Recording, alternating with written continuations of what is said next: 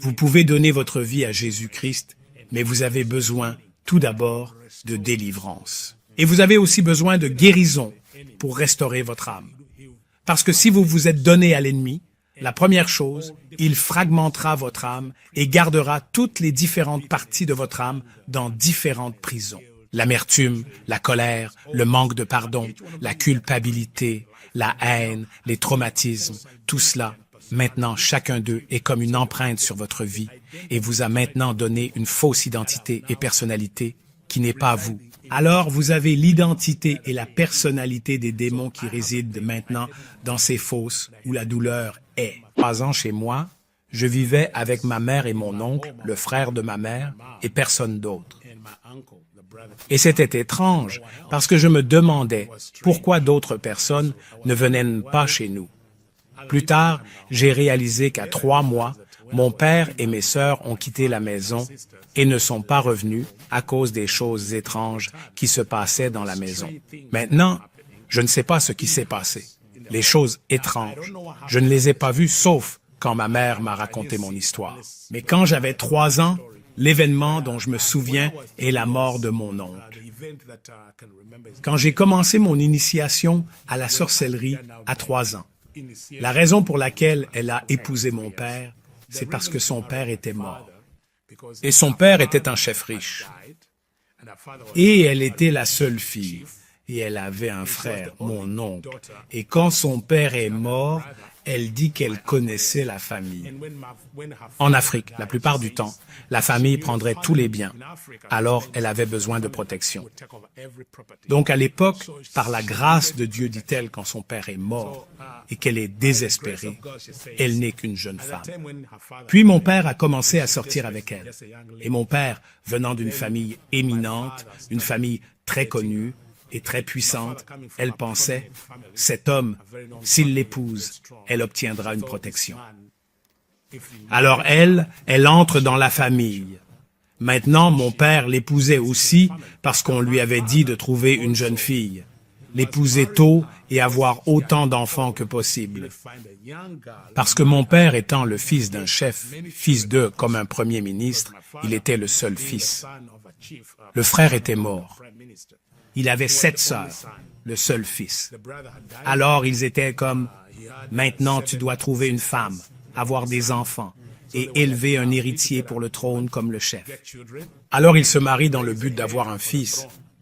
Alors quand elle a épousé mon père et que ma mère s'est mariée, elle a donné naissance. Le premier enfant était une fille. Le deuxième enfant, aussi une fille. Le troisième enfant, aussi une fille. Maintenant, au 4e enfant, toute la famille, les chefs, la tribu, ils sont tous comme « cette femme est un gaspillage ». Parce que dans ma tribu, si tu n'as que des filles, ils disent que tu n'as pas d'enfants. Alors il voulait son héritier.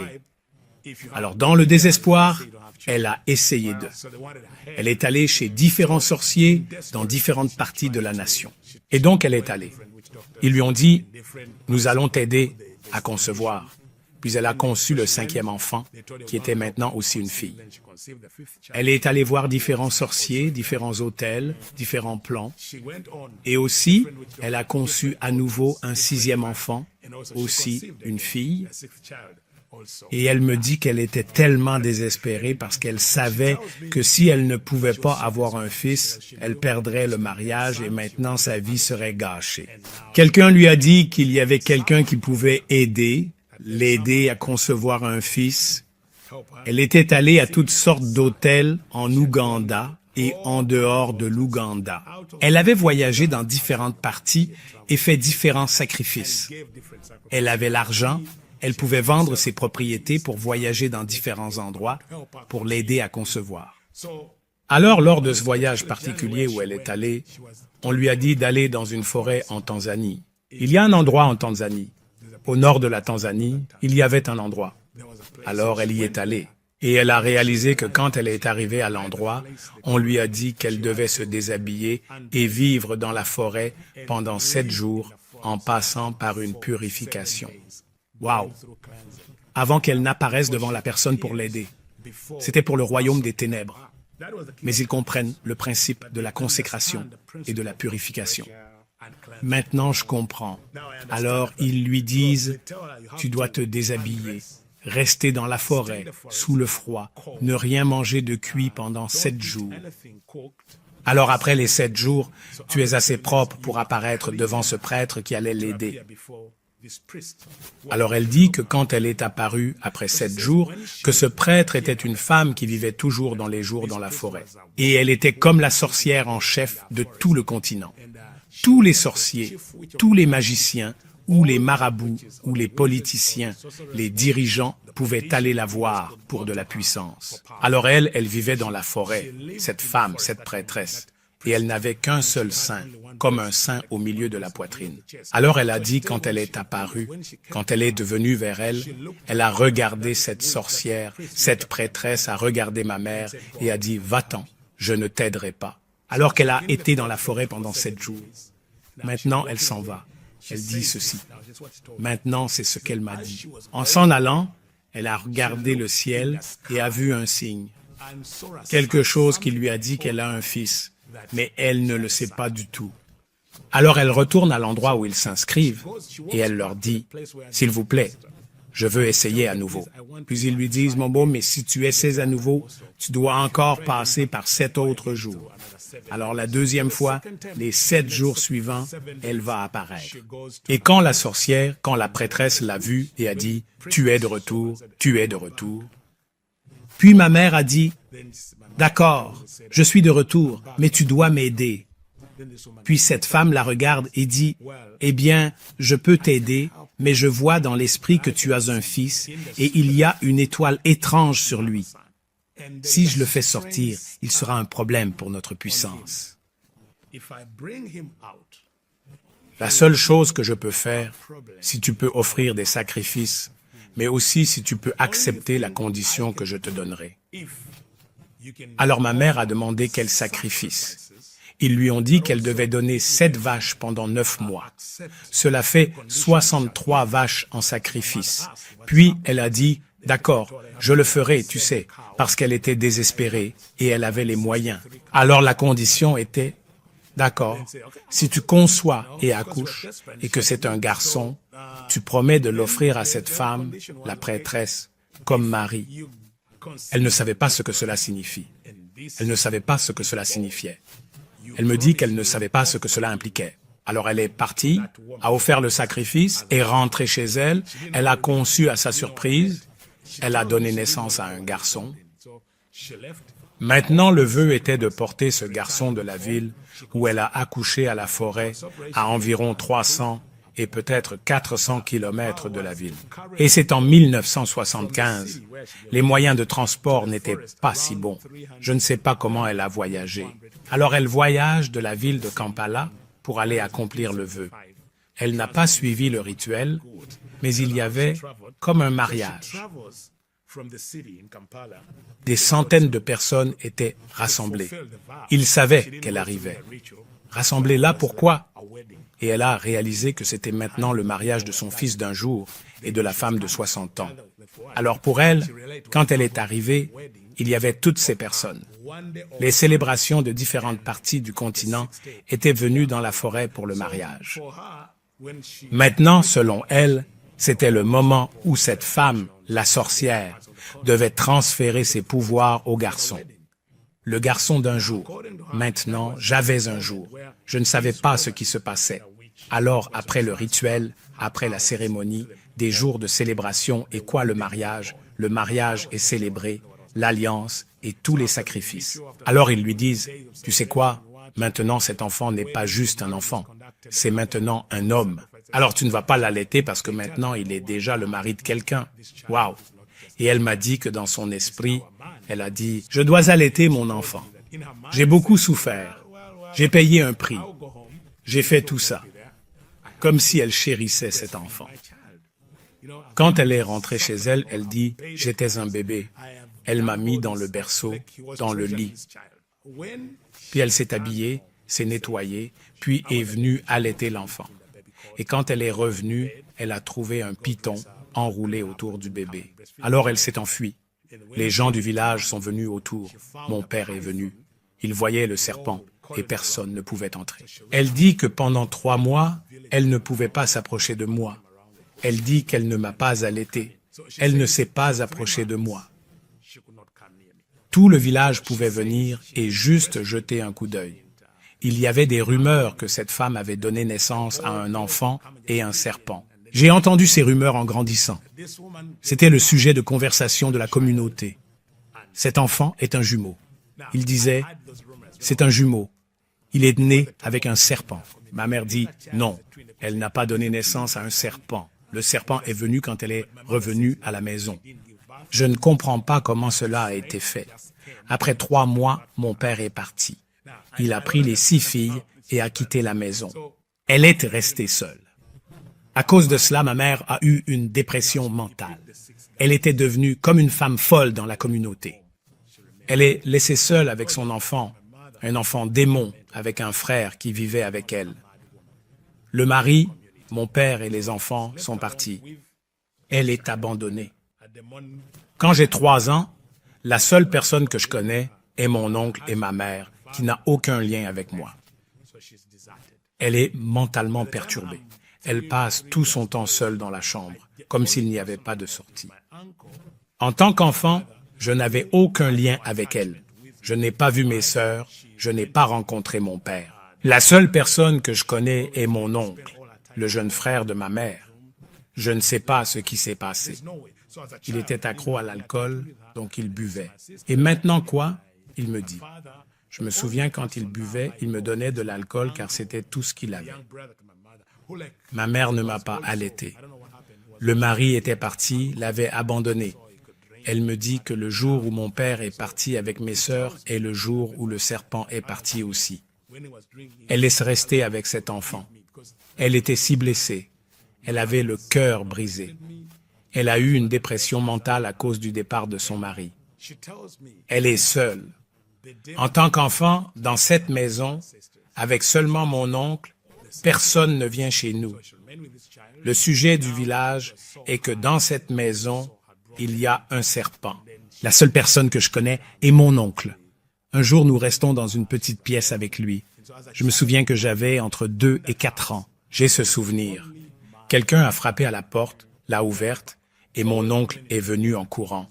Ces 5 gars, c'étaient des soldats. À cette époque, la nation était en guerre civile.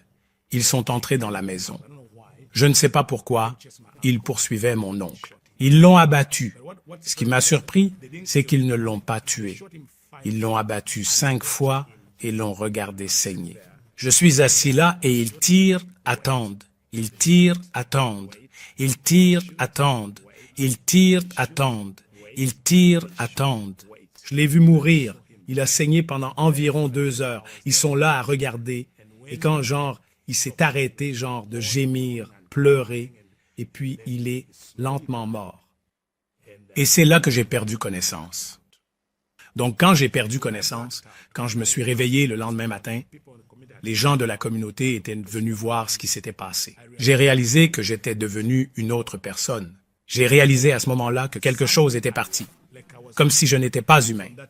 De ce moment jusqu'à ce que je sois né de nouveau, à 24 ans, ma plus grande joie était de causer de la misère. J'étais un sadique. J'aimais causer des ennuis, tuer. J'aimais voir les gens souffrir. Et cela pouvait me rendre heureux. Maintenant, j'ai compris après être devenu chrétien, quand je traversais ma guérison, parce que j'ai été sauvé. Mais la guérison a pris du temps. Cela a pris environ 10 ans pour être guéri. Ma guérison, surtout la délivrance et la guérison, a pris 10 ans parce que des parties de ma vie étaient fragmentées à ce moment-là. Une partie de mon âme était piégée. Et plus tard, j'ai réalisé cela après m'être marié, car quand je me suis marié, je ne pouvais pas me lier avec ma femme, comme mari, femme. Alors je suis allé prier. Et puis le Seigneur m'a ramené à ce moment où j'avais 3 ans et m'a montré quand j'ai perdu connaissance ce qui s'est passé. Parce que Dieu sait tout. Jésus sait tout. Donc, pour me délivrer, il devait me montrer ce qui s'est passé quand j'ai perdu connaissance, ce qui est arrivé à mon âme. Où est-ce que j'étais piégé? Vous pouvez donner votre vie à Jésus-Christ, mais vous avez besoin, tout d'abord, de délivrance. Et vous avez aussi besoin de guérison pour restaurer votre âme. Parce que si vous vous êtes donné à l'ennemi, la première chose, il fragmentera votre âme et gardera toutes les différentes parties de votre âme dans différentes prisons. L'amertume, la colère, le manque de pardon, la culpabilité, la haine, les traumatismes, tout cela, maintenant chacun d'eux est comme une empreinte sur votre vie et vous a maintenant donné une fausse identité et personnalité qui n'est pas vous. Alors vous avez l'identité et la personnalité des démons qui résident maintenant dans ces fosses où la douleur est. Alors l'ennemi, chaque fois qu'il voulait m'utiliser, me rappelait que les gens, les humains sont mauvais. Tu sais, tu dois les tuer. Tu dois le faire. Ils sont mauvais, ils sont méchants, ils te détestent. Alors je n'ai pas, rappelez-vous, il n'y a pas d'attachement émotionnel parce qu'un enfant, en grandissant, l'amour que vous recevez de vos parents est ce qui grandit maintenant en vous. Alors maintenant, parce qu'il n'y avait pas cela émotionnellement, je n'avais pas d'émotion. J'étais émotionnellement piégé. Je ne comprenais pas ce qu'est l'amour, ce qu'est la peur. Je n'ai jamais pleuré, je n'ai jamais ri, parce que je ne comprenais pas cela. Mon oncle était mort et je suis devenu une personne différente. Ces gens dans l'occultisme sont venus voir ma mère et ont dit « Tu sais, ce qui est arrivé à votre frère, c'est parce que nous voulons ce garçon. Vous devez nous le céder. » Alors elle m'a pris et il y a un endroit où se trouve le quartier général de l'occultisme dans notre nation. C'est comme une grotte. Ils disent que c'est comme une secte. Comme s'ils croyaient en Dieu, mais pas Dieu, ils ne croient pas en la Bible. C'est comme une secte où vont les politiciens et même les chefs religieux. Alors elle m'emmène à cet endroit, comme c'est une secte, comme une religion. Maintenant, quand leur leader meurt, ils ne les enterrent pas. Ils embaument les corps et les entassent dans une grotte. Alors elle m'a emmené et m'a remis à ces gens. Maintenant, souviens-toi, mon oncle est mort. J'ai cette douleur. Et maintenant, la seule personne que je connais encore est ma mère. Alors elle me remet à ces gens que je ne connais pas. Ils m'attrapent. Maintenant, souviens-toi, j'ai le trauma. Je viens de perdre mon oncle. Ils m'ont mis dans une grotte avec des corps morts, l'ont verrouillé pendant 3 jours et 3 nuits, sans nourriture, sans eau. Alors maintenant, je me souviens de la douleur et de la trahison que j'ai ressentie enfant, que maintenant ma seule mère, celle que je pensais pouvoir me protéger, m'a remis à ces gens qui m'ont maintenant enfermé dans une grotte avec des corps morts. Jour sombre, pendant 3 jours, affamé, sans nourriture. Maintenant, alors que s'est-il passé dans cette grotte? Les choses que j'ai vues là-dedans ces 3 jours, comme les esprits, Lucifer, les démons, pouvaient venir me parler. Des serpents pouvaient entrer dans mon corps. Tu sais, toutes sortes de choses ont été faites sur mon corps. C'était comme être initié à l'occultisme profond et à la sorcellerie. Comme chaque partie de mon corps, je me souviens, le serpent est venu autour de moi, s'est enroulé autour de moi dans la grotte et est entré dans mon corps. Et tu sais, toute ma vie jusqu'à ce que je sois né de nouveau, ça vivait dans mon corps. Je pouvais savoir quand ça bougeait. Je pouvais savoir comme tu pouvais dire que quelque chose bouge dans le corps. C'est comme si maintenant l'esprit dans cela prenait le contrôle. Et maintenant ça pouvait me contrôler. Maintenant, à partir de ce moment-là, jusqu'au jour où je suis né de nouveau. Toute ma vie, j'étais dans la douleur. Il n'y a pas de jour dont je me souvienne où je n'étais pas dans la douleur, jusqu'au jour où j'ai donné ma vie à Jésus. Pendant 24 ans, chaque jour, cette douleur était là dans mon corps. Tout ça parce que cette chose m'avait gardé dans la douleur pour m'utiliser. Parce que Satan te contrôle par la douleur, parce qu'il doit te manipuler, te contrôler. Alors ça devait rester dans mon corps. Je ne pouvais pas bien manger. Je ne pouvais pas bien vivre. Alors la seule façon d'éviter la douleur était de boire. Alors j'ai commencé à boire de l'alcool. Et je suis devenu accro à l'alcool. Maintenant, ma mère n'a pas accès à moi, n'a pas d'autorité sur moi. Parce que maintenant, et c'est ce que je sais, maintenant j'ai été initié et ordonné comme sorcier. Alors à partir de ce moment-là, il y a une partie de moi qui est humaine. Je veux être un enfant. Mais alors les gens me traitent comme une puissance. Tu sais, tu veux jouer, mais personne ne vient à côté de toi. Aucun parent ne laissera son enfant s'approcher de toi, tu vois. 2, tu étais occupé. Tu sais, les gens pouvaient venir tous les jours, jour et nuit, pour obtenir de la puissance. Une des choses qui est si douloureuse, même je me souviens maintenant, c'est ceci. Il y avait beaucoup de gens plus âgés que ma mère qui pouvaient venir, et ils devaient se déshabiller pour être nus devant moi, des femmes. Et puis tu dois leur donner de la puissance. Maintenant, si un enfant de 4 ans est exposé à cela, ça affecte sa vie. Et même aujourd'hui, ça a affecté ma vie jusqu'à ce que Jésus me guérisse. Tu sais, comme tu vois des femmes nues et des hommes nus, tu étais un enfant de 4 ans, de 5 ans. Cela affecte la façon dont tu regardes les gens, la façon dont tu penses. Alors, ce que Satan fait, c'est abuser. Tu vois, quand les gens abusent des enfants, les gens pensent juste que c'est une initiation de quelques jours. Ils les initient. Quand ils les exposent à la pornographie, quand ils les exposent à toutes ces choses comme les hommes qui abusent des enfants.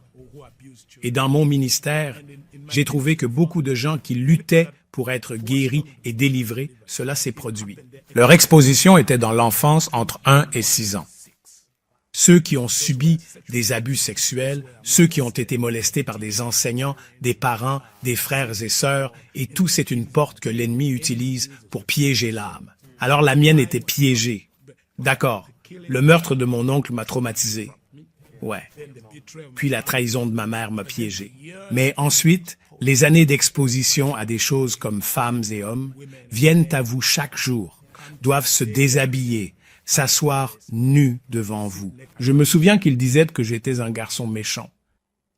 D'autres sorciers avaient encore ce côté humain en eux, comme la pitié et l'amour, bien qu'ils soient dans la sorcellerie.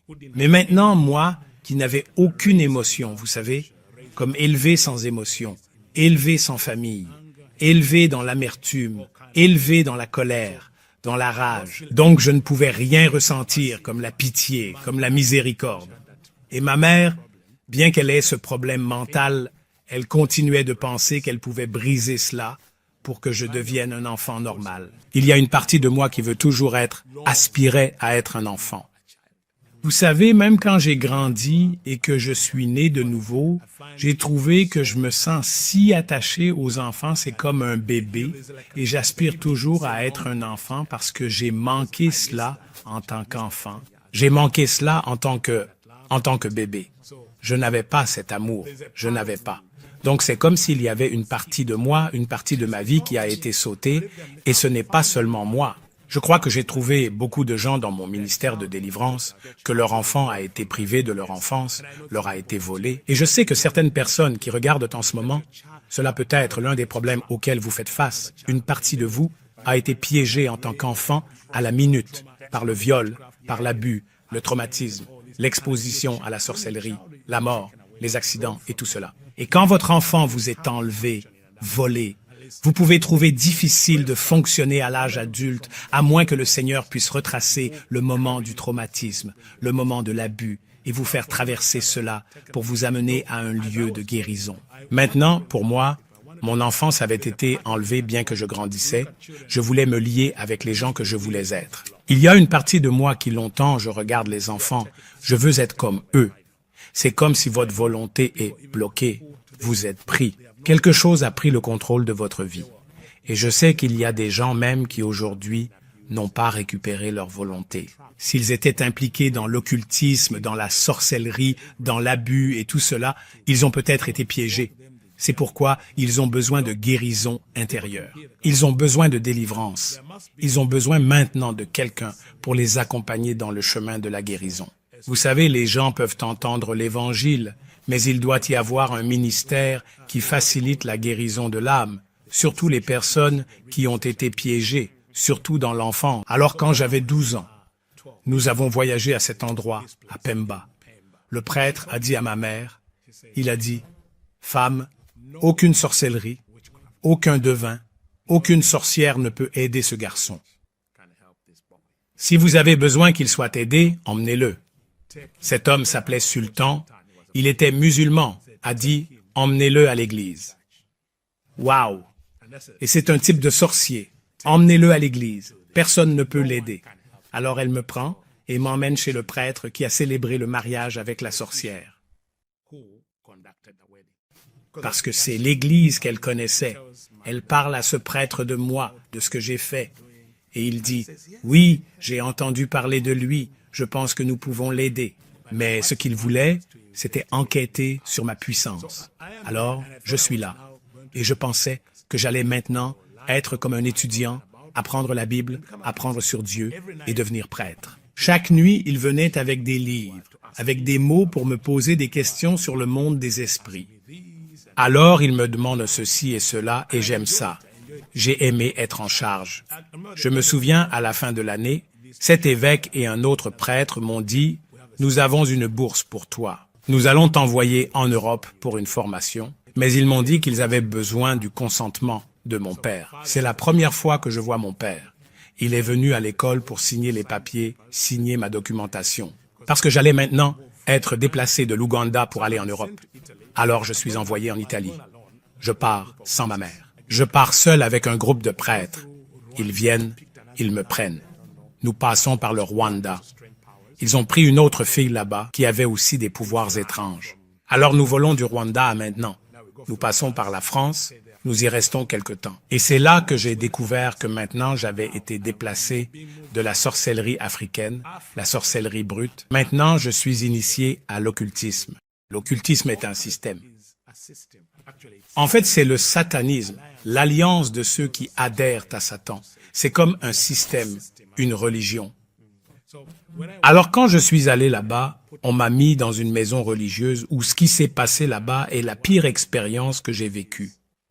Parce que maintenant, pour briser ma volonté une deuxième fois, je devais être exposé à la mort et aux abus sexuels.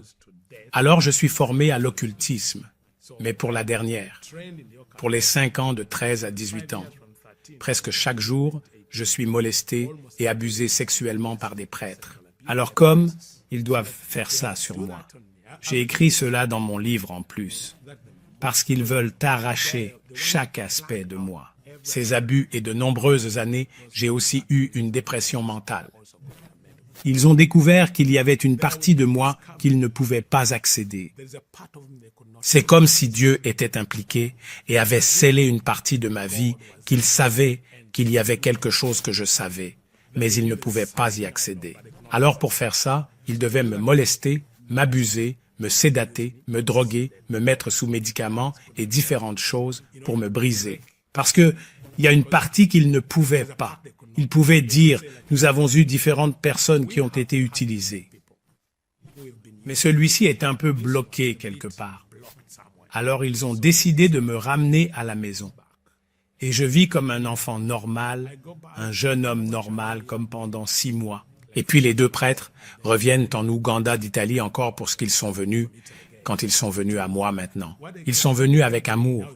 Souviens-toi la première fois que cet homme est venu à moi, il a dit « Je veux être ton père ». Et c'est ce qui m'a ouvert maintenant quand il a dit « Je veux être ton père, je t'aime comme un père ». Le moment où il a dit « Je veux être ton père maintenant », j'ai dû tout révéler comme si j'avais ouvert tous mes sens. Et puis, parce que je m'étais ouvert, il me ramène et c'est là qu'il m'initie en tant que maître gardien.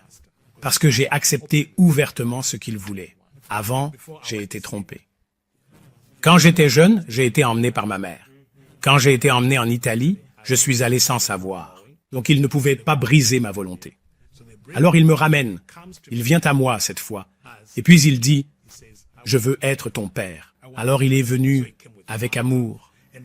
Et au début, pour la première fois, je me suis senti accepté, aimé, accepté. Et maintenant, parce qu'il a dit, « Je veux être un père, je veux t'aimer, je veux être cela pour toi, je veux faire cela. Tu sais, tu es un homme bien. » Alors je me suis ouvert à lui. Maintenant, il m'embrasse comme un père. Et le bébé en moi aspire à un père. Alors quand il m'envoie un message, puis il dit, « Tu sais quoi? D'accord. Maintenant, nous ne te forçons pas. Tu vas être un maître gardien. Maintenant, tu es comme nous. Tu n'es pas un serviteur. Tu es maintenant avec nous.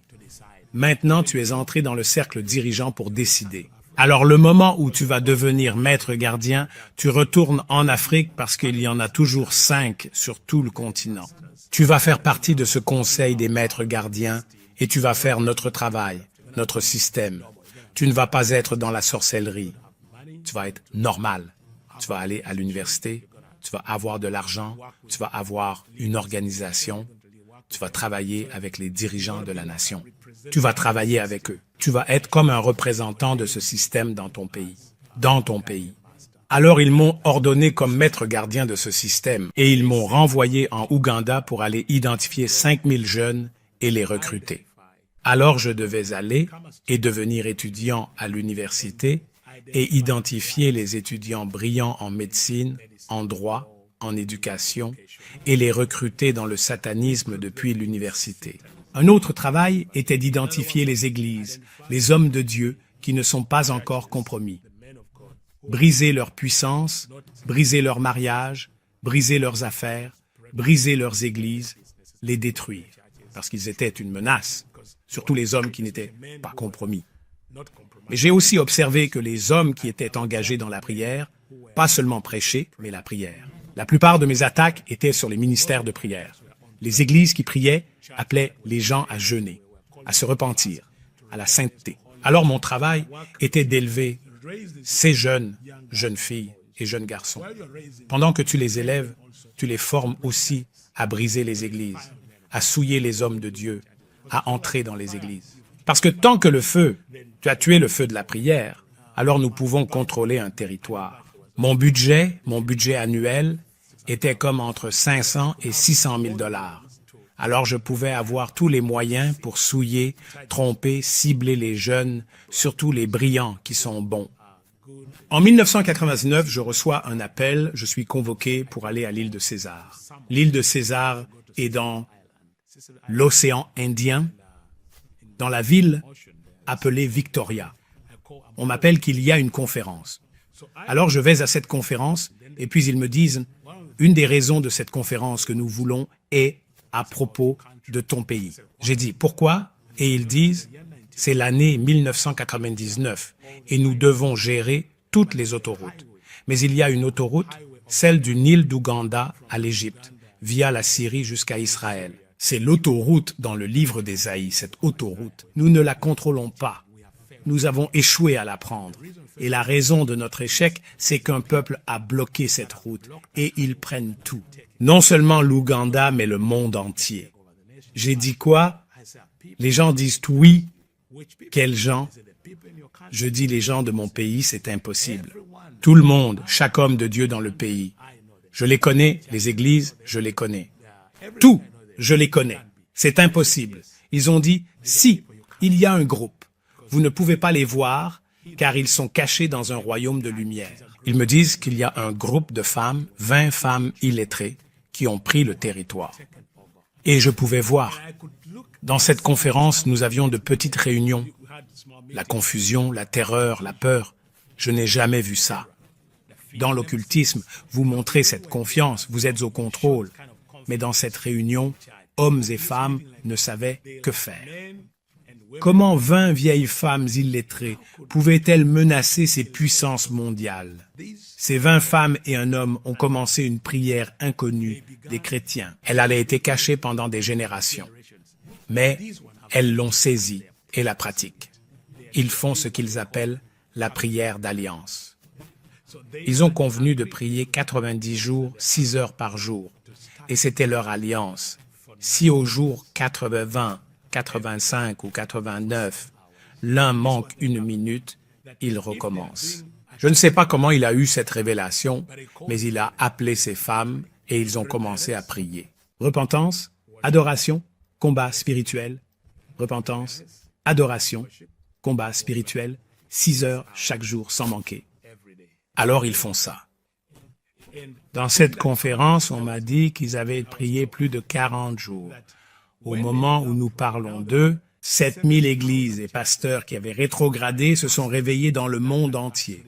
En Colombie, en Europe, au Japon, peu importe. Les 7000 hommes et églises qui ont été éteints par nous, par l'occultisme, maintenant, où qu'ils soient, ils étaient réveillés. Ce groupe était une centrale, envoyant de la puissance pour raviver. Ils avaient dit qu'il y avait 7000. 7000 qui avaient rétrogradé se repentent. Et c'est quelque chose qui m'inspire à prier. Vous ne savez jamais. Vous ne savez pas ce qui se passe dans l'esprit quand vous priez constamment. Peut-être que nous nous rencontrerons au ciel. Et peut-être que quelqu'un vous dira, vous m'avez ravivé. Et tu dis, quand vous avez entendu ce jeûne? Parce que ce pasteur et les femmes ne savaient pas ce qu'ils faisaient. Ils le font juste, mais dans l'occultisme, ils réalisaient que ces hommes rétrogradés pouvaient se réveiller. Ils ont dit que s'ils continuent jusqu'aux 90 jours, ils auront le contrôle. Nous n'allions pas pouvoir opérer pour les 70 prochaines années. Ils généraient une puissance pour un réveil de 70 ans. S'ils continuaient et terminèrent leur alliance, ils sécuriseraient les portes du monde spirituel et arrêteraient l'opération satanique pour 70 ans. Ils me disaient que nous devons faire tout pour qu'ils s'arrêtent. Ils viennent me voir et disent « Nous savons que tu peux faire ça parce que toi, tu n'as pas de sentiments humains. » De quoi as-tu besoin? Mais tu dois les arrêter car il ne leur reste que 22 jours. Et tu dois le casser avant qu'ils n'arrivent au dernier jour. Alors ils me disent, tu retournes en Ouganda, pas pour attaquer ces gens. Parce que si tu les attaques, tu mourras. Trouve un moyen de faire sortir au moins l'un d'eux de l'alliance. Beaucoup de croyants, nous travaillons ensemble. Nous sommes à l'église, mais nous ne sommes pas en alliance. Peu importe combien d'heures tu pries ou combien vous êtes, tant que tu n'es pas en alliance, ça n'a pas de sens, aucun effet. Si seulement 2 s'accordent, c'est suffisant. Tu peux être 1000, mais pas d'alliance. Et aujourd'hui, après des années à l'Église, j'ai découvert que les gens ne comprennent pas l'alliance. Vivre une vie d'alliance, même l'alliance avec Dieu. Beaucoup de chrétiens ne vivent pas une vie d'alliance. C'est comme « je suis chrétien, je vais à l'Église comme je veux ». Il n'y a pas d'alliance valide. Et dans le monde spirituel, c'est une question d'alliance. Alors ce groupe, les 20 femmes, il y a beaucoup de pasteurs dans la ville, il y en a beaucoup dans la nation. Mais celles-ci avaient une alliance et elles étaient fortes dans cette alliance. Et l'ennemi, les démons et ses agents, ils attaquent l'alliance. C'est pourquoi quand tu te lèves pour prier, pour servir le Seigneur, pour prendre le territoire, la première attaque sera sur ton mariage pour briser l'alliance. L'homme est un esprit. Et les esprits ne travaillent jamais isolément. C'est un principe de l'esprit.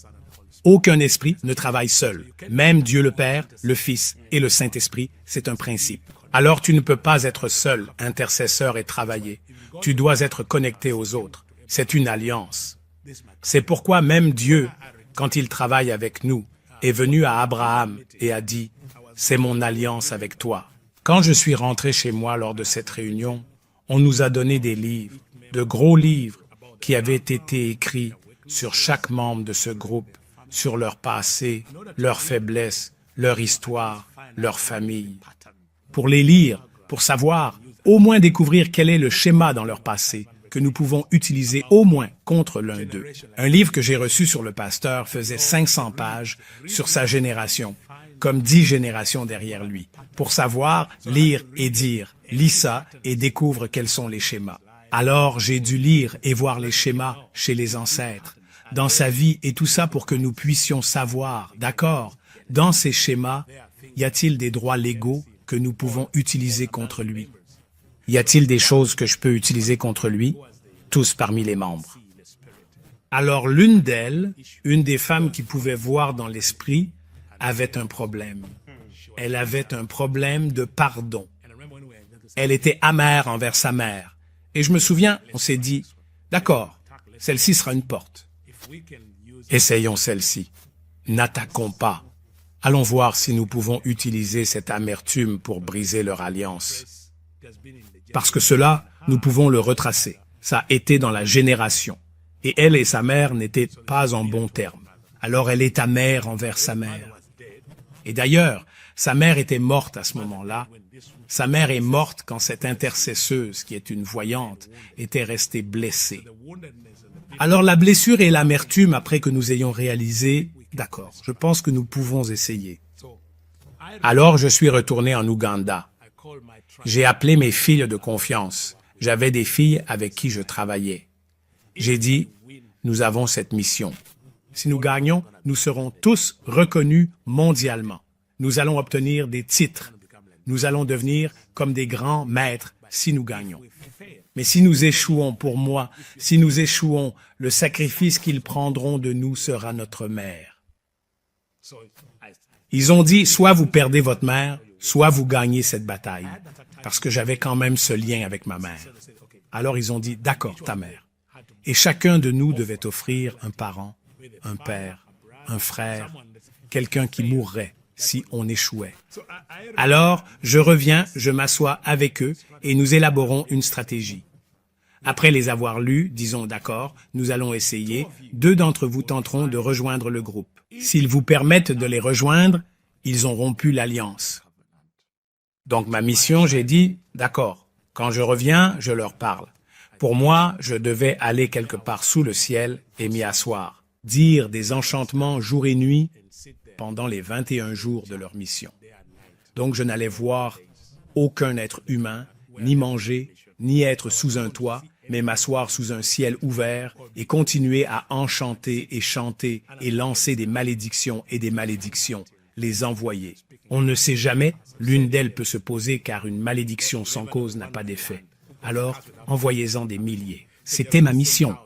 Maintenant, les filles, une des filles, devait aller essayer de rejoindre. Alors elle y va, si on te permet de rejoindre. Alors nous lui avons acheté une nouvelle voiture, lui avons donné de l'argent pour aller rejoindre l'église. Alors elle vient à l'église, le premier jour elle vient et va voir le jeune homme, le pasteur, et dit « Je sens que Dieu me dit de venir vous rejoindre. » Alors que le pasteur est sur le point de discerner, la dame offensée, la voyante, dit au pasteur « Attends, je sens que cette personne n'est pas de Dieu. » Puis cette fille lui dit « Mais pourquoi me chasses-tu? Mais au fait, tu parles comme ta mère. »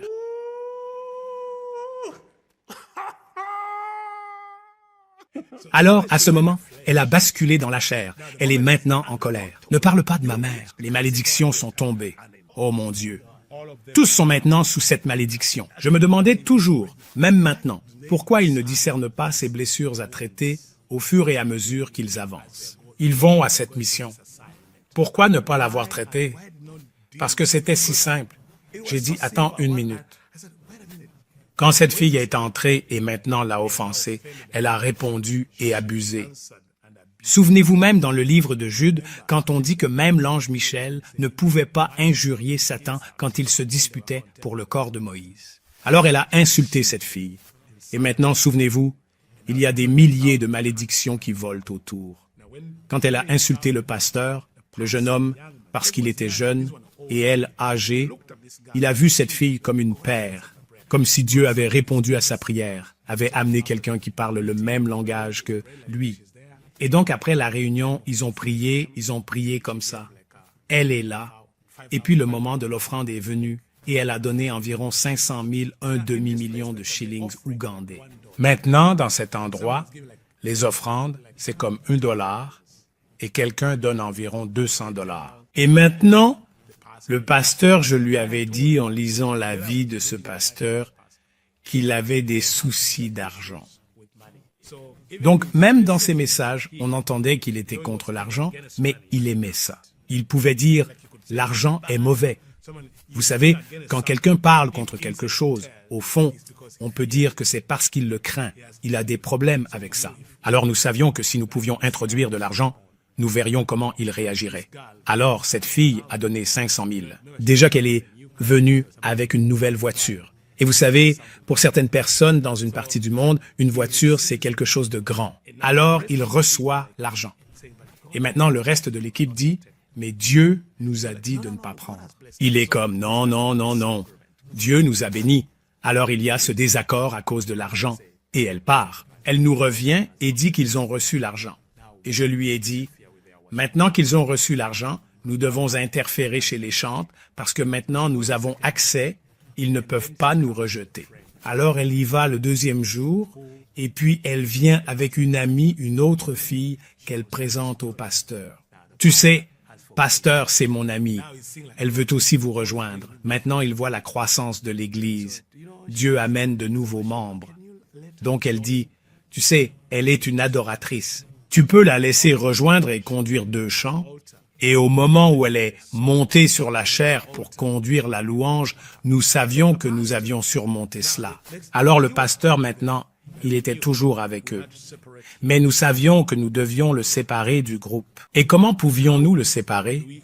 Nous devions nous assurer que sa sensibilité dans l'esprit soit faible. Où puisait-il sa sensibilité chaque matin? Il pouvait avoir un moment de prière matinale et passer par la guérison comme une dévotion matinale. C'était ce qui le rendait fort chaque jour. Alors je disais à mes filles, regardez, maintenant si nous devons trouver un moyen d'interférer dans son temps d'intimité, parce que c'est là qu'il a la force. Si nous pouvons interférer, il y a une alliance avec les gens, mais il y a une alliance personnelle avec Dieu. Alors nous devions interférer avec son sommeil. Et comment cela devait-il être fait? Nous avons réalisé qu'il était en alliance avec ces gens. Mais il avait une fille qui n'était pas en alliance. Et il avait eu cette fille avant de naître de nouveau. Donc c'était comme un père célibataire vivant avec une fille. Alors nous avons réalisé que l'attaque ne devait pas être sur lui parce que on nous avait averti, ne l'attaquez pas, ne le touchez pas. Parce que si vous le touchez, vous êtes fini. Mais maintenant, éloignez-le de l'alliance. Alors l'attaque était de projeter de l'eczéma la nuit. Il ne peut pas dormir. Il s'occupe de sa fille. Alors la fille pleure toute la nuit et pleure et pleure. Puis il s'occupe de sa fille le matin. Le matin, il est fatigué. Il ne peut pas gérer, avoir un moment de dévotion à cause de l'enfant. Il va à la réunion de prière. Il vient à la réunion de prière et se souvient, il a besoin d'argent maintenant pour emmener l'enfant à l'hôpital. Et maintenant, l'argent qu'il va utiliser est ce que les filles donnent. Et puis, une des filles propose d'emmener l'enfant à la clinique, à l'hôpital pour un traitement, et puis de mettre plus de sort sur l'enfant. Parce que maintenant, il a abandonné son enfant à elle, puis cet autre. Nous convenons de dire non. Cet homme a du pouvoir, a encore du pouvoir. Nous devons le séparer de l'équipe centrale. Alors cette fille suggère au pasteur, « Je sens que je dois vous acheter une maison. » Et donc maintenant, la prochaine étape est comment pouvons-nous interférer avec son temps pour qu'il ne puisse pas arriver à temps sur la chair? C'est le dernier coup parce que tout cela est fait. Alors elle lui achète une maison et lui dit « J'ai acheté une maison meublée et la meublée avec de la nourriture souillée. » Elles ont mis leur sang dans les jus, etc. Alors il vient dans cette maison. Tout est meublé gratuitement et tout. Alors il boit ce jus. Il prend tout ça. Alors il est souillé dans le corps. Mais aussi, il est loin de l'équipe qui peut l'avertir. Et quel était le but de cela? C'est de le faire retarder. Parce que, rappelez-vous, une des filles le conduit. Elle est maintenant la conductrice, car il ne pouvait pas conduire. Cherchez le Seigneur pour savoir s'il y a quelque chose en vous qui pourrait être utilisé contre vous. Pendant le temps de prière, quand il se disputait avec ces gens, il aurait dû recommander sa fille et dire « Seigneur, nous nous engageons et dédions aussi cet enfant à toi pendant ce temps. » Alors il était censé faire cela, mais il ne l'a pas fait. Peut-être qu'il a fait une autre chose que je veux dire. C'est une des choses que nous avons observées chez ce pasteur. Il faisait tout cela, mais il n'était pas sous autorité spirituelle. Alors il n'avait pas de couverture et nous pouvions utiliser cela. Il n'avait pas de père sur sa vie pour veiller sur lui et le protéger. Alors il n'y avait pas d'autorité apostolique pour le couvrir. Et il faisait un si grand travail. Et c'est la seule chose que j'ai apprise pour avertir les gens et former. Je forme des gens. Regardez, peu importe combien Dieu vous a appelé, vous avez besoin d'une autorité pour vous couvrir. Et j'ai réalisé qu'il n'était pas dedans. Parce que s'il y avait d'autres hommes et femmes sur sa vie, ils auraient discerné et l'auraient averti. Cela aurait été le rôle d'un père spirituel d'avertir et de dire « Attendez, j'ai vu l'esprit. Quelque chose se passe, mais personne n'était là. » Alors il est éloigné de la chair, isolé. Et c'est un autre tour que les gens devraient apprendre. Une des choses que l'ennemi fera est de vous isoler de votre équipe et de vous isoler des hommes et des femmes qui prient pour vous et des gens qui vous aiment, des gens qui marchent avec vous. Maintenant, je vous montre à quel point cette alliance était forte. Au milieu de toute la souillure, ils sont toujours là. Il y avait encore un peu d'autorité. Alors le 20e jour, à 2 jours des 90 jours, 2 autres filles ont rejoint la communauté. Nous sommes maintenant 4 dans cette communauté, mais elles n'attaquent pas. Mais maintenant, l'homme de Dieu est pollué, l'autel est pollué, l'équipe grogne. Alors, ce 20e jour, juste 2 jours avant la fin de l'Alliance, elles rejoignent cette communauté. Et je pense que cette dame ne pouvait pas le supporter. Elle a dit, « Pasteur, toutes ces personnes ici, elles font cela. Nous sommes en train de briser l'Alliance, comme en criant. » Et puis, parce qu'il est déjà souillé, il lui répond par une malédiction. Parce que ce dont nous avions besoin, c'est que l'homme de Dieu soit incité à maudire son peuple. Parce que c'était le coup final s'il était souillé. Mais il devait maintenant maudire l'alliance. Je te tuerai. Oh, tu mourras. Ne me touche pas. Tu mourras. Tu mourras. Et vous pouvez tous mourir. Ne touche pas. Il était orgueilleux. Maintenant, il lance une malédiction à une âme blessée. Maintenant, dans la blessure et tout ça, elle vient l'attaquer. Tu vois, ça se termine là. Il ne pouvait pas finir juste un jour avant l'alliance. Ils auraient pu dire, d'accord, nous sommes tombés, mais repentons-nous. Nous sommes attaqués. Pardonne-moi, pardonne-moi. Nous avons une alliance. Je suis désolé, mais repentons-nous. Pardonnons-nous. Finissons l'alliance. Parce que ça continuait encore, il ne restait que le lendemain. Ils ne sont pas venus. Ils étaient tellement offensés, et ils s'étaient battus. Le pasteur avait fauté. Je suis retourné là où je logeais avec mon équipe. Ils ont rejoint leur maison car le lendemain, je voyage à Rome, en Italie, pour l'ordination et la reconnaissance car j'ai terminé le travail. On m'avait promis toutes sortes d'argent, de puissance, d'autorité et tout ça. Donc, je dois voyager le lendemain pour aller recevoir ma récompense. Maintenant, ce jour-là où j'allais, le plan était que si j'arrivais là-bas, ils me sacrifieraient et me tueraient et partageraient ma chair, car ils disaient que je portais maintenant l'énergie dont chacun d'eux avait besoin dans leur corps. Donc après avoir servi Satan toute ma vie, la récompense de le servir était de me tuer.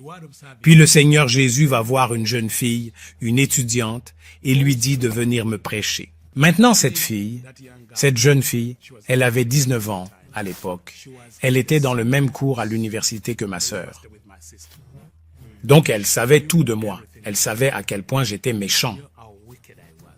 Alors, le Seigneur lui dit, « Demain, va prêcher à ce garçon. » Et la fille dit au Seigneur Jésus, « Père, envoie un évêque, envoie un apôtre, envoie un pasteur. » Je ne peux pas. Ce garçon est méchant. Même les méchants l'appellent méchant. Et elle dit que le Seigneur lui a dit, « Le plus petit dans mon royaume est plus grand que le plus grand dans le royaume des ténèbres. » Alors elle a dit dans son esprit, « D'accord, mais j'irai très tôt le matin à 7 heures pour juste prétendre qu'elle est venue me prêcher, se promener, puis retourner dire au Seigneur que j'ai obéi.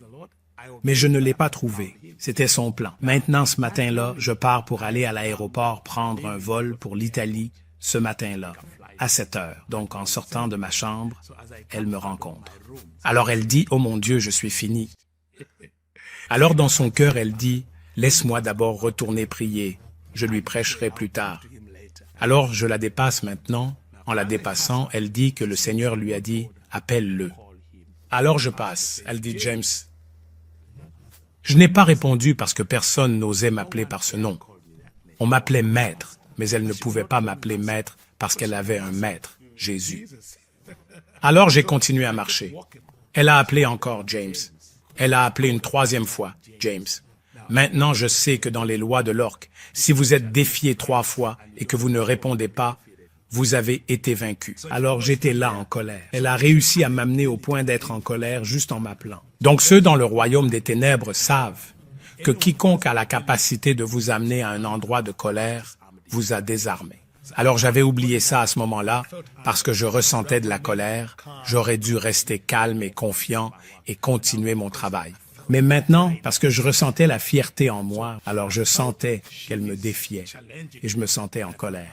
Alors dans mon esprit, je me dis, que puis-je faire? Puis-je la tuer ici? Ou puis-je l'aveugler? Ou puis-je la rendre folle? Et je pourrais faire ça en quelques minutes. Juste une seconde, quelques secondes. Je l'ai déjà fait dans plusieurs vies. Alors je savais que je pouvais me tourner vers elle, projeter dans ses yeux et la rendre folle. Alors j'ai dit, d'accord, laisse-moi la rendre folle. Elle va se déshabiller, marcher nue à travers la boussole jusqu'à mon retour. Alors je me suis tourné vers elle pour faire ça dans mon esprit. Et puis quand j'ai regardé ses yeux pour projeter ses yeux, des éclairs de lumière sortaient de ses yeux et me frappaient comme 3 fois. J'ai dit, qu'ai-je vu? Je regarde à nouveau la fille, je suis frappé. Puis je regarde. Quel genre de personne est-ce? J'ai combattu des milliers, des évêques, des pasteurs. C'est quel genre de personne? Alors je la regarde une autre fois comme... Et chaque fois que cet éclair me frappe, ma puissance diminue. Elle me frappe et elle ne dit pas un mot, juste me regarde. Puis j'ai su maintenant que c'était perdu parce que je n'avais jamais rencontré une telle puissance. Je n'ai jamais vu. Et quel genre de fille était-ce? Je pensais juste qu'il s'agissait d'une jeune femme. Alors maintenant, je devais vraiment convoquer un projet de soutien et appeler des sorcières et des sorciers dans le territoire. Alors, en quelques minutes, 600 d'entre eux sont autour de moi. Elle ne peut pas les voir, mais ils sont maintenant autour de moi. Ils sont invisibles pour elle. Alors, ce que je dois faire maintenant, c'est que tous les autres 600 se forment ensemble et l'attaquent en même temps. Alors, je dois être assez audacieux pour la regarder une fois de plus et puis projeter. Puis tous les 600 peuvent attaquer. Alors, elle se tient là et le Seigneur vient de lui dire. Elle m'a dit plus tard, le Seigneur lui a dit, « Reste tranquille et sache que je suis Dieu. » Et puis le Seigneur lui a dit, « Sois calme. » Alors dans tout cela, je ferme les yeux, je la regarde. Elle garde un sourire. C'est comme le sourire qui dit que je domine. Alors je la regarde. Et maintenant, je veux que les 600 viennent à elle pour l'attaquer. Et là où elle se tient. Je ne la vois pas. Je vois juste un pilier de lumière se connecter au ciel dans un endroit. Puis je regarde dans le pilier de lumière un homme. Maintenant, je connais Jésus. Il me regarde. Il me regarde seulement. Le moment où ses yeux ont touché mes yeux, j'ai vu les 600 partir dans 600 directions, criant et courant, y compris Lucifer lui-même. Je pouvais voir tous ces démons depuis l'enfance partir instantanément juste par un regard. Vous savez, il y a cette chose. Les gens disent qu'il y a une lutte entre Jésus et Satan. C'est impossible. Satan et ses démons ne peuvent pas se battre quand Jésus apparaît. C'est impossible. Ça ne peut pas. Ça ne peut pas. Tout genou fléchit et toute langue. Alors quand il apparaît, Satan ne peut pas se battre. Il n'y a pas de lutte entre les deux. Il m'a juste regardé. Pas de lutte, pas de combat, pas de cri, pas comme le feu. Et ce qui m'a regardé dans ce pilier de lumière pour la première fois, je suis sans démon. Pas de démon, pas d'esprit sur moi. Je suis comme humain. Alors j'ai ouvert les yeux pour le regarder et dire, quel genre de personne est-ce? Maintenant, quand j'ouvre les yeux une autre fois, le pilier n'est pas là. L'homme n'est pas là. La fille est là. Et maintenant, je sais juste que je suis désarmé. J'ai peur pour la première fois de ma vie parce que je n'ai pas d'esprit. Je la regarde et puis le Seigneur lui dit, va vers lui. Elle commence à marcher vers moi et chaque pas qu'elle fait est comme un tremblement de terre. Je pouvais sentir le sol, comme si le Seigneur me faisait savoir qui elle est dans l'esprit. C'est un géant. Alors elle bouge et le sol tremble, la fondation tremble, des pas. Puis elle s'approche de moi et je ne peux pas m'enfuir parce que j'ai été arrêté. Je ne peux pas. Mes pieds sont liés. Je ne peux pas m'enfuir et j'ai peur. Je ne sais pas ce qu'elle va me faire. Alors elle me regarde et puis elle me donne un câlin. C'était mon premier câlin dans la vie. Je n'avais jamais été câliné. Alors elle me serre dans ses bras et elle dit, « James, Jésus t'aime. » Et tu ne sais pas ce que ce mot m'a fait. J'ai senti que toutes mes facultés se formaient. Pour la première fois de ma vie, j'ai pleuré. C'était la première fois que je pleurais. Alors elle me donne ce câlin et je commence à pleurer. Et elle a commencé à pleurer. Mes pleurs sont comme ceux d'un bébé et une mère retrouvant son bébé. Alors elle me tient fort et je pleure comme un bébé et elle pleure aussi. Je ne sais pas ce qui se passe, mais pendant les pleurs, il y a de l'amour. Il y a toutes mes émotions qui sont ravivées. C'est comme si je devenais humain pour la première fois. Alors après les pleurs, je pleure. Puis elle dit, « James, que veux-tu? » Puis je me souviens que je lui ai dit, « J'ai besoin de Jésus. » Puis elle me dit, « Parle-lui. Dis-lui. » Alors j'ai dit, « Jésus, je veux te servir. » Je ne sais pas pourquoi j'ai dit, « Je veux te servir. » Alors elle m'a guidé dans la prière du salut. Je ne peux pas oublier le moment car cela fait plus de 24 ans, mais c'est comme si c'était hier. Tellement réel que cette expérience de revenir d'entre les morts. Maintenant, ce que je veux dire, c'est que le diable m'a utilisé et voulait me détruire. Je combattais Jésus, mais il voulait me sauver. Regarde cet amour. Même quand j'étais son ennemi, il m'a donné une chance. Il m'aimait encore, même quand j'étais son ennemi. Je méritais la mort. Même pour le diable que je servais, je méritais la mort. Mais Jésus m'aimait au point qu'il a dit, « Je peux te donner une chance. » Ce jour-là, elle m'a emmené là où je logeais. Et quelques amis sont venus, ont prié pour moi, et j'ai dormi.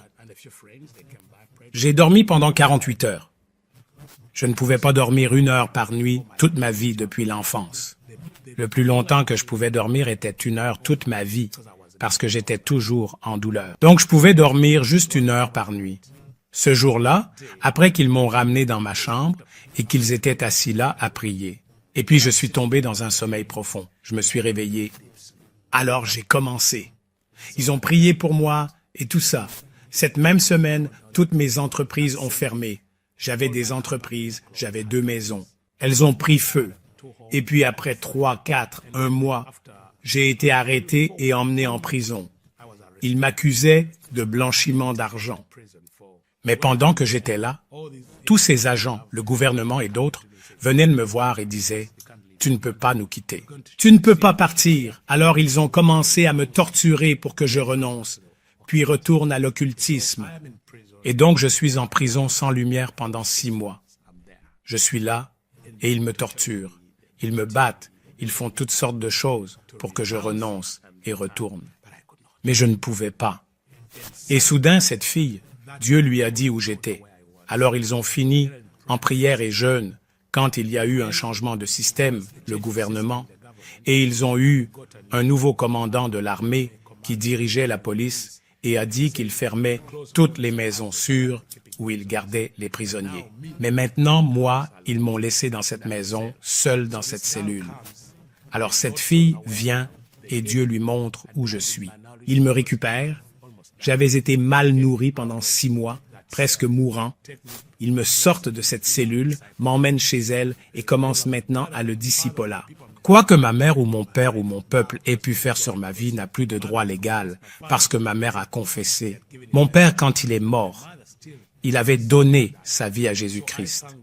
Mais ma mère était encore dedans. Et je veux dire que dans tout cela, Jésus est Seigneur.